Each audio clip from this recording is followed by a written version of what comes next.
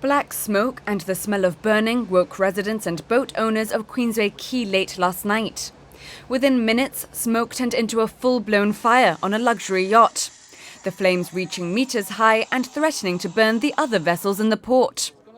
The City Fire Brigade tackled the fire with extra personnel recalled. 3 appliances and the use of a water cannon from a couple of tugboats were also required in the operation. We received a call, obviously, at about 11:45 that there was a well-alight yacht in Queensway Quay, and we dispatched our appliances into the scene.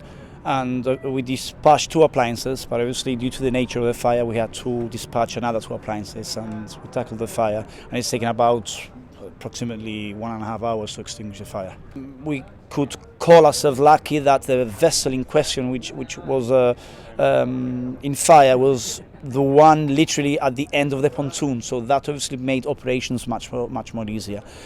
It would have been a different operations if the vessel would have been in the middle of the pontoon, and obviously the fire would have spread to the other vessels, and then we would have probably a major incident here at Queensway Quay. Boat owners and residents of the area were evacuated from their homes, visibly upset about the incident. So I said to my husband, there's something going on out there. He said, oh, people are having a party. I said, it doesn't sound like a party, they're on an intercom. So my husband put his head out through the hatch and saw lots of white smoke in the boat opposite to us. And he said, the boat's on fire. So we got out of bed and he tried to undo his boat to move it away, but they wouldn't let us. So I just closed the hatches, threw on some simple clothes, and we had to evacuate the boat, and I had to climb over 4 boats to get off. We couldn't get down because there was so much fire, and then it just went up into huge flames and black smoke, and they've just now put it out from that time. We just felt so sorry for Gordon, whose boat it was. He's such a lovely person, you know. And he was out, luckily, with a group of people. We were inside of the lounge and somebody came running in and said there was one of the boats on fire in the marina.